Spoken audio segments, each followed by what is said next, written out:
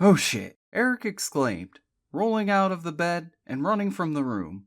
"Eric!" Jessie called to him from the room. She found him still naked in the saloon trying to hop into his pants. "You look silly," she giggled, covering her own nakedness with her arms. "And you look beautiful," Eric said, taking in her lush curves as he finally pulled up and zipped his pants. Eric moved over and boldly kissed her, answering the unasked question that was in her eyes. "The car. We left the car open with your pack and briefcase inside. In this neighborhood, that's asking someone to steal it. Christ, we even left the gold brick out there on the deck. I can't believe this." He shook his head and headed out the door. "If it's gone, it was worth it," she called after him. "Every penny." She heard float back into the room as he headed away from the boat. She smiled and sighed contentedly, then pulled Eric's shirt on. Satisfied it covered her, she stepped into the cool night air. "Eric, I'll get the brick," she called toward the parking lot. She turned, located the bullion on the table, and retrieved it, still amazed at how heavy it was for its size. Jessie stepped back in the door and the saloon for the first time with the lights on. She set the bullion against the door to hold it open for Eric. She chuckled, wondering how many people had $150,000 doorstops. Jessie then turned just as quickly.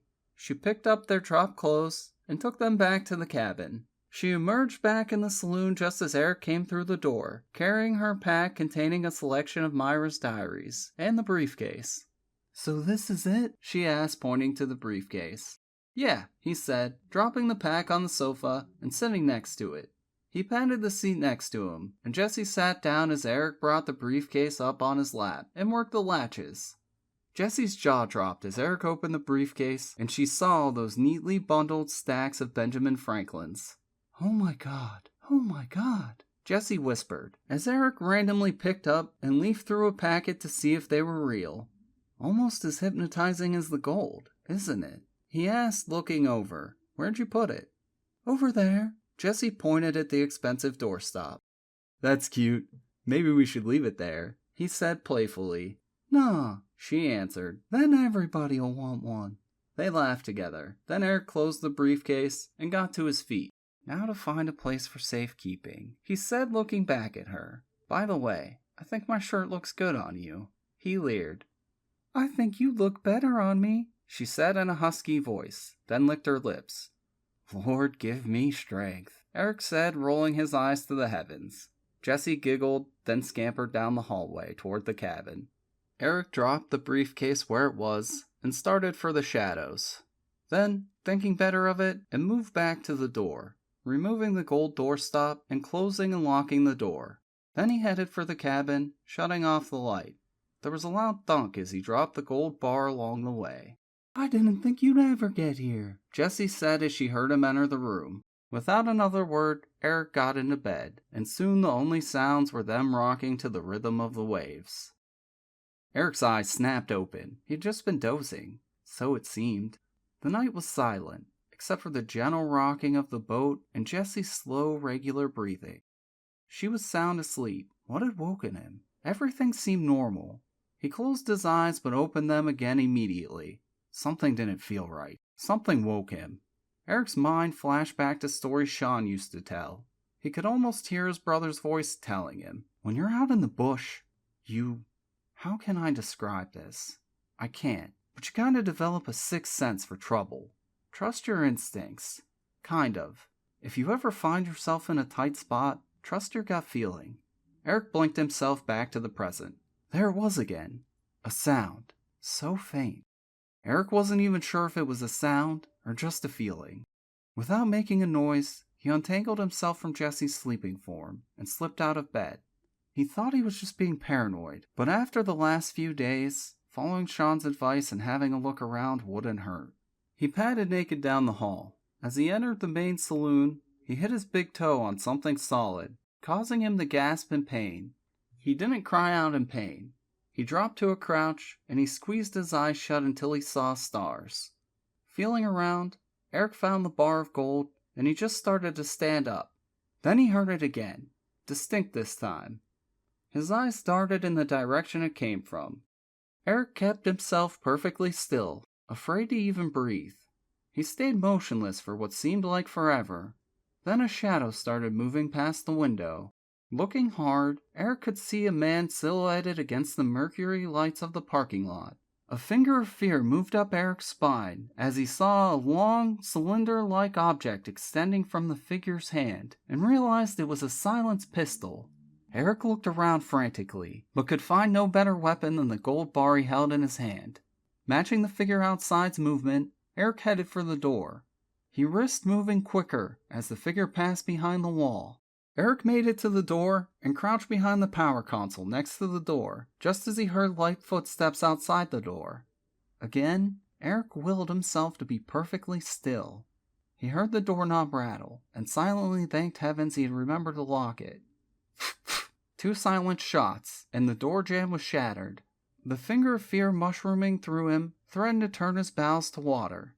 The door swung open. What would Sean do now? Eric asked himself, panic rising as he saw the figure glide through the door, stopping not 2 feet from his hiding place. Eric's lungs were burning. He still held his breath. The figure moved past Eric into the room. The faint smell of cloves drifted into Eric's nostrils. Eric raised his head ever so slowly to see the figure turning from side to side, the weapon held up in front of him, sweeping the room. Eric squeezed his eyes shut, saying another silent prayer. Then, as the figure took another step, Eric rose and held still until the figure moved again. Eric raised the bar of bullion above his head. The figure's 6th sense was working too, and he began swinging around towards Eric, sensing his presence.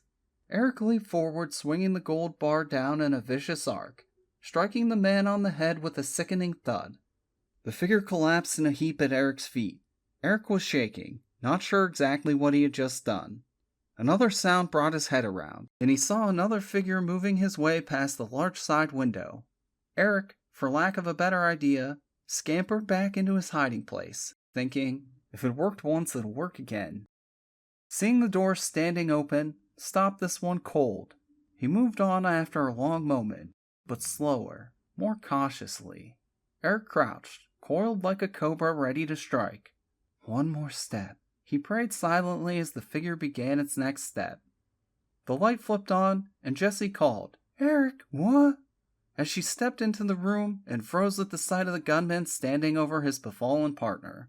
The man started to bring his pistol to bear on Jessie, but the sight of Jessie's perfectly formed naked body standing there caused him to hesitate just an instant, and Eric saw his chance. "Here, catch!" Eric yelled and heaved the heavy gold bar at the intruder's head, then dove out of the way. The man saw the threat an instant too late, and the gold bar caught him on the chin as he tried to spin around towards Eric. He got 3 shots off as he went down, tripping over his partner's still form. Eric felt a burning sensation cross his leg, but he ignored it as he rolled onto his feet and jumped on the man who was struggling to get to his feet, howling with rage, his mouth and jaw a bloody mess. Eric hit the larger man's injured jaw once, then twice. The man was groggy, but it only seemed to make him madder. He kneed Eric in the exposed groin and easily rolled him over. There was a wicked gleam in his eye as his hands closed around Eric's throat, fully intending to strangle him to death. Eric struggled, but things were beginning to go dark around the edges. He saw the intense hatred burning in the man's eyes. Then it was gone, replaced by a confused look, just before the eyes rolled in the back of the man's head, and his death grip on Eric's throat relaxed as he slumped to the side with a grunt. Eric gasped and his chest heaved as he tried pulling air into his oxygen-starved lungs. He managed a wan smile as he saw Jessie standing over him, holding the bloody gold bar. "Oh, Eric," she cried, dropping the bullion and falling to her knees beside Eric. "Are you okay?" she asked, tears welling in her eyes as she threw her arms around his neck, hugging him to her and smothering him with kisses. I'm okay, he managed weakly, still trying to get his breathing back to normal. "I thought he was gonna kill you," she sobbed into his shoulder. "Yeah, so did I. Come on, kid, let me up," he said, starting to feel smothered. "Oh, I'm sorry," Jessie said, almost jumping to her feet. "Think nothing of it," he said, reaching his hand down for her to take. As Eric tried to get to his feet, a numbing intense pain shot through his left leg. "Ah!" he cried, looking down as he got to his feet, realizing for the first time how intense the pain was. "My God, You've been shot, Jesse gasped, following his gaze. What? He exclaimed. Sure enough, there were 2 holes, an entrance and an exit wound, through the meat of his left thigh, oozing blood. Help me to the couch, he directed. Jesse moved to him, and he leaned on her, and hobbled the 2 or 3 steps and plopped down on the sofa, causing his leg to begin to throb. Jesse looked spooked, on the verge of panic. Come on, Jess, snap out of it. In the bathroom closet there's a big green medic bag. It's OD green, with a red cross on it. I know Sean kept one in there. Go on, check it out. At first she acted like she didn't hear him. Eric had to call her name 3 times before she finally broke her gaze away from his wound and disappeared down the hallway. Eric heard her rummaging around in the bathroom. I've got it, she called. Then, still naked, carrying the heavy bag, she brought it to him. They opened it together, and Jesse started digging through its contents. I'll do that. Why don't you get a pan of water and some towels? He asked. Dutifully, she went off without a word. By the time she returned from the galley with the water and towels, he had pulled 2 4x4 field dressings, a wide ace bandage and 2 syringes, 1 morphine, 1 of penicillin, out of the bag. He put the morphine aside, not wanting to take it. He thought he could deal with the pain. The penicillin, however, he opened and jabbed into his injured leg. Eric then opened the dressings and applied them directly over the wounds and pressed. Jesse arrived with the water and cleaned his leg thoroughly, and between the 2 of them, they applied the new dressings and secured them snugly with the ace bandage. Now go grab me some clothes so I can get up and get dressed. She did as he asked and disappeared down the hall. Eric hopped to the middle of the room and bent over their would-be attackers and searched their pockets and checked their pulses. They were both alive, but just barely. The thought of actually almost having killed someone threatened to make Eric ill. He had to swallow down the bitter bile rising in his throat. Their pockets yielded some interesting things, though. They both, as he had guessed it, carried Security International IDs. They also had spare magazines for their pistols. The first one, the one Eric had clubbed, had one curious item. He carried what looked like an electrician's voltage meter, but when Eric flipped it on, it began to emit a pulsing beep. He aimed it around the room, and when he aligned it with the briefcase, the signal grew to a steady hum. When faced in the opposite direction, the beep slowed considerably. The other man carried pretty much the same thing, except instead of the voltage meter, he carried a small black box that looked a lot like a Walkman radio, except it only had an on and off switch and 1 button. The more he thought about it, Eric decided it looked like a garage door opener. He was just about to push the button to see what happened, when Jessie emerged from the hallway dressed. I have your clothes too, she said, holding them up so he could see. Jessie made a distasteful face. Are they? The question hung in the air for a moment. No, Eric shook his head.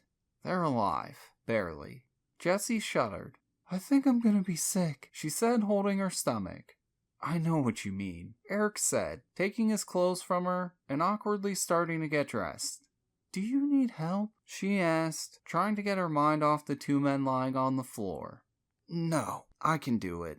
Thanks. Eric grunted, pulling on his briefs. What's this? Jessie asked, picking up the tracking device. Turn it on and aim it at the briefcase. Eric instructed. Jessie did, and a sound filled the room. Now point it away, Eric said, and as Jessie did, the sound slowed to a pulsing beep. That's how they found us, Jessie said, wide-eyed, putting it together quickly. Eric just nodded. Yep. While I finish, Jess, why don't you dump out the stuff from the aid bag and put all the money in there, okay? Eric asked as he struggled with his shoes, his legs stiffening badly now. Jessie hurried to the task, thankful for anything to get her mind off their attackers lying unconscious on the floor. Eric finished dressing and shrugged into his coat. The bloody gold bar caught his eye, still on the floor by their attackers. He picked up the bar and wiped it off thoroughly with one of the damp towels Jessie had brought out to clean his wound. While he inspected his work, Jessie picked up the other small box. What's this one do? She asked. Don't know. Eric shrugged. adding the bullion to the aid bag with the cash. Never got around to trying it out, he said, testing the weight of the bag with the added 27 pounds of gold in it. Jesse shrugged and flipped the on-off switch on the box. A green light lit. Jesse smiled, then pressed the button. Another light lit red. Then night turned to day. Glass shattered, and the boat was rocked by a tremendous explosion from outside. Eric and Jesse embraced, steadying each other. A long look passed between them. They hurried outside as fast as Eric could hobble to see what blew up. The fireball was still climbing into the sky, and debris was beginning to fall as they looked on the burning steel and plastic hulk that was Eric's new Z28 Camaro. "Holy shit! Son of a bitch! Motherfucker! They blew up my goddamn car!" Eric swore. "Oh God! Oh God! Oh God!" Jesse repeated over and over, clinging to Eric and shaking like a leaf. Eric looked down at her. "Come on, Jesse. You can't lose it now. Come on, keep it together. We gotta get out of here." They rushed back onto the boat, Eric's leg beginning to throb in earnest now. Eric tossed some spare bandages into the aid bag, then rifled through their attacker's belongings until he found a set of keys. Cadillac, of course. As an afterthought, he grabbed the pistol from the floor that hadn't been fired, and tossed it and the spare magazine into the aid bag too. Last, he took the cash from their wallets, explaining, "This'll hold us till we can get the big bills to the bank." Jesse grabbed her pack, and they hurried off the boat. They heard sirens in the distance as they crossed the parking lot, heading toward the marina office. They ran as fast as they could, carrying the heavy aid bag between them. Jesse had thrown her pack on, Eric noticed. A crowd had gathered on the bridge on Shore Drive. To them, Eric and Jesse just looked like bystanders fleeing a boat with their valuables. They circled the marina office and saw a new model Eldorado sitting in the shadows across the lane. "Convenient," Eric said as they made for the caddy. "I hope this is the right one," Jesse offered. Eric tried the key and exhaled audibly when the lock clicked open. "Want me to drive?" Jesse offered. "Maybe when we get out of town. Help me get this in the back." Eric winced as they got their load into the back. Okay, Jesse said, slamming her door. "Let's get going," she added, as Eric turned the key and the caddy purred to life. The tires squealed as the car shot forward. Eric had to fight the urge to take off and kept his pace normal, slowing even more to blend in with the bystanders watching his car burn. They pulled out onto Shore Drive, then turned left heading south, passing a fire truck and 6 police cruisers before they caught a red light at Little Creek. They continued down Shore Drive away from the flashing lights and crossed the bridge entering Virginia Beach. Eric looked wistfully at the amphib base out the window, where his brother had been stationed for so long. As they passed it, he turned right on Diamond Springs Road, then pulled into an all-night convenience store gas station combo. "I'll top off the tank, and I want to make a couple of calls. Why don't you grab us some sandwiches and sodas? We haven't had anything to eat since those candy bars on the way down." He pulled out a handful of bills he had appropriated from their attackers. Compliments of Security International. He smiled. Jesse took the bills and headed inside while Eric pumped the gas. Done, he pulled to the curb to wait for Jesse and fished out 2 business cards and a scrap of paper from his pocket. As he dialed the first number, he thought absently. A week before, he had never even talked on a cell phone. Now, he wouldn't be without one. "This'd better be good." A groggy voice drawled on the other end. "Boone, listen up. They just blew up my goddamn car and tried to kill Jesse and me at the boat." "Murphy, is that you? God damn it." The sleepy detective interrupted. "Yeah, it's me. Listen up. I got 2 bad guys for you on ice at the boat. They tried to take Jesse and me out, and they blew up my car," Eric said hurriedly. "I just wanted to let you know. I got a trap set." Eric pulled the phone away, hearing Boone calling his name and cursing until he shut it off. Next, he took the scrap of paper and dialed the number of Bo's cabin. "Yeah," a raspy voice said on the second ring. "Bo, Eric Murphy," Eric said, almost yelling. It sounded like he called in the middle of a stag party. "Eric, my boy, what can I do for you?" His brother's old friend rasped into the phone. "Well, Bo, I'm in a bit of a spot. Are any of, the guys there with you? Well, sure, Eric. What's going on? Bo urged. Do you have any tools of your trade? I guess is the best way to put it. Eric asked roundaboutly. Eric, what the hell is you talking about, boy? Bo, I think I know who killed Sean, and I'm trying to set a trap for them. I need some backup. Eric blurted. Hush up! The voice shouted angrily to the people there. When it got quiet, he asked Eric slowly and evenly. Okay, son, tell me what you got going, where the party is, and we'll be there to dance. When Jesse returned to the car a few minutes later, carrying a bag loaded with sandwiches, chips, and sodas, she found Eric sitting there with a confident, if not strained, smile on his face. He took her hand and gave it a gentle squeeze. Everything's gonna be okay, he reassured her. It's all gonna work out. Trust me. Said the spider to the fly, she mocked, a look of concern crossing her face. She brushed his cheek. You okay? She asked. I'm fine. You don't by any chance have anything for pain in there, do you? Eric asked with a strained look on his face. No, but there's some Motrin and some of those penicillin syringes in my pack. I grabbed them. I thought we might need them later, she said, reaching back and digging through her pack. Good girl. Eric lauded. I got a couple more calls to make, and this leg hurts like a bitch. You mind driving? He asked, sweat forming on his brow despite the chilly night air. I was wondering when you were going to cut out the macho shit and let me do something. They both chuckled. As she handed him the Motrin, they switched places and got on the road. Turn left and keep going till you see the FCC building on the left. I don't remember the name of the road. Take a right and go till you see signs for Lake Wright. The exit for the interstate is just past it, Eric said, opening a can of soda and gulping down 3 Motrin tablets. Eric then unwrapped a roast beef and Swiss, removed the cheese, took a couple of bites, and decided he wasn't as hungry as he thought he was. He closed his eyes, asking Jesse, I'm gonna rest my eyes for a couple. If I fall asleep, wake me when we're through Newport News, so I can finish the calls I need to make, please. As soon as Eric closed his eyes, he was asleep.